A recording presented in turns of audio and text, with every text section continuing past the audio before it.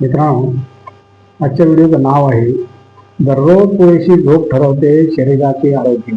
काय ते? भरपूर झोप घेतल्याने माणूस निरोगी राहतो. हा एक आणखी गैरसमज आहे. उलट एका वैद्यकीय पाहणीनुसार 6 ते 8 तासापेक्षा जास्त झोपत रममाण होणाऱ्या लोकांमध्ये स्लीप ॲपनिया, झोपेत श्वास बंद पडण्याचा आजार, नैराश्य आणि मधुमेहाचं प्रमाण जास्त असतं. एवढंच नव्हे तर या लोकांचं एकूण आयुर्मान सुद्धा कमी असल्याचं त्यात निदर्शनास झालेलं आहे. या उलट कितीही कमी झोप झाली तरी माझी कार्यक्षमता कमी होत नाही असा दावा काही प्रसिद्ध व्यक्ती करतात. त्यांच्या दिवस रात्र काम करण्याच्या शैलीचं खूप आदरपूर्वक कौतुक केलं जातं.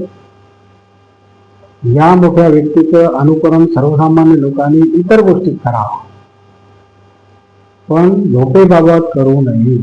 Very good. सतत 18 तास कामानिमित्त जाग्या असलेल्या व्यक्तीचं वागणं एखाद्या अति मद्यसेवन केलेल्या माणसासारखं होऊ शकतं. कमालीच्या अपुऱ्या झोपेमुळे शारीरिक आणि मानसिक क्षमता कमी होते, मनाची एकाग्रता होत नाही, झटकन निर्णय घेणं जमत नाही, चुकीच्या गोष्टी हातून घडतात.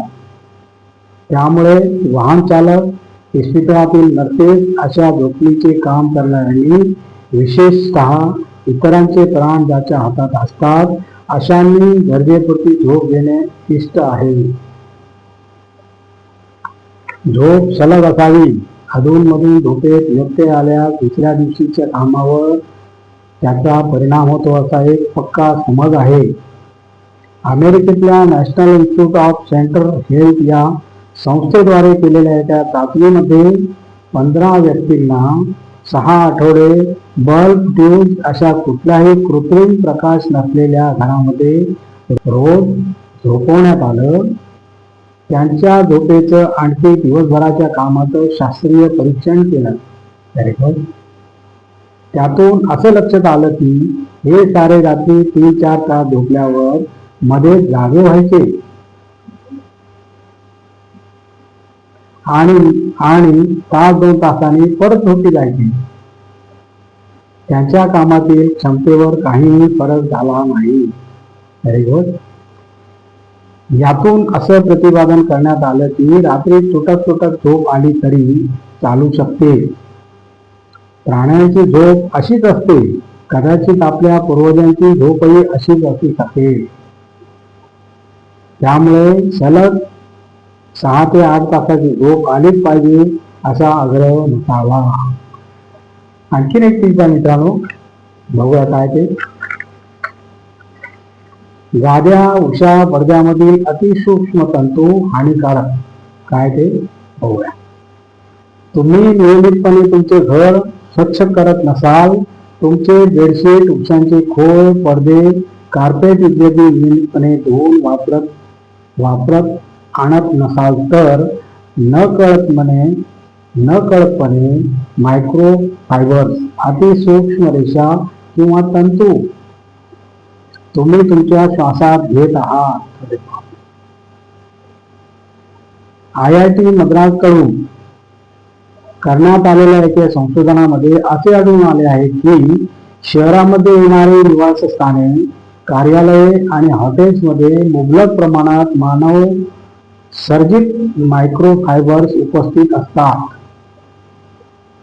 ते येथे राहणाऱ्या लोकांच्या आरोग्यासाठी धोकादायक होत आहेत.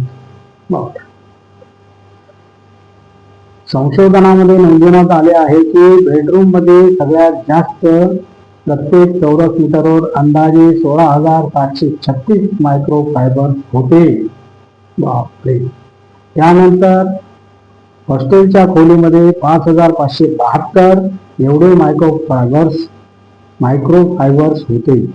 यापैकी 72% फायबरचा आकार 500 मायक्रॉनपेक्षाही कमी होता. तर काही तर 2.02 मायक्रॉन एवढे सूक्ष्म होते. जेवढे सूक्ष्म मायक्रॉन श्वासा वाटे सहजपणे फुफ्फुसात थेट आत खोलपर्यंत पोहोचून मानवाच्या आरोग्यात हानी पोहोचवू शकतात. लक्षात घ्या मित्रांनो, हे कठीण आहे. विशेष करून मुले दीर्घकाळ बेडरूम मध्ये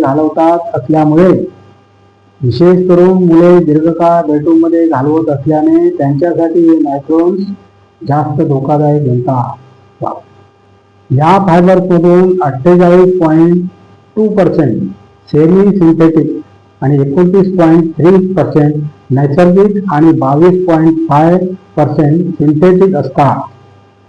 बेडरूम मधल्या बिछाण्यावर अंथरलेल्या चादरी, उशांच्या खोळी,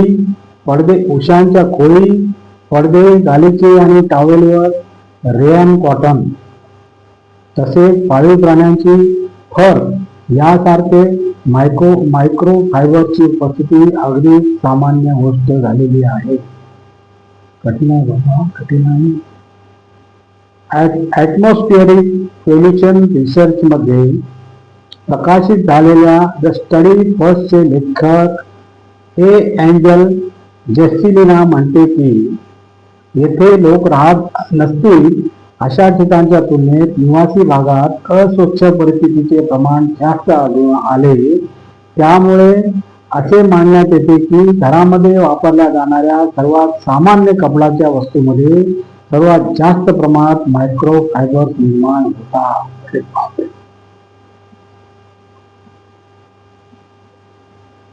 अभ्यासात रस्त्यावरून उडणारी धूळ तसेच घराच्या आत रबर किंवा लॅटेक्स पासून निर्माण होणाऱ्या मायक्रो फायबर्सचा उल्लेखही करण्यात आला होता. या अभ्यासासाठी लॅबोरेटरी कार्यालय आणि IIT मद्रास स्थित हॉस्टेल शिवाय बेलाचेरी तसेच पल्लिकाराईमध्ये येणाऱ्या निवासस्थानातून नमुने गोळा करण्यात आलेले होते. आणि अशाप्रमाणे मित्रांनो आजचा आपला व्हिडिओ संपलेला आहे. आणि तुम्हाला जर माझा व्हिडिओ आवडला तर लाईक करा, शेअर करा, सबस्क्राईब करा आणि कमेंट जरूर करा. नमस्कार, जय हिंद.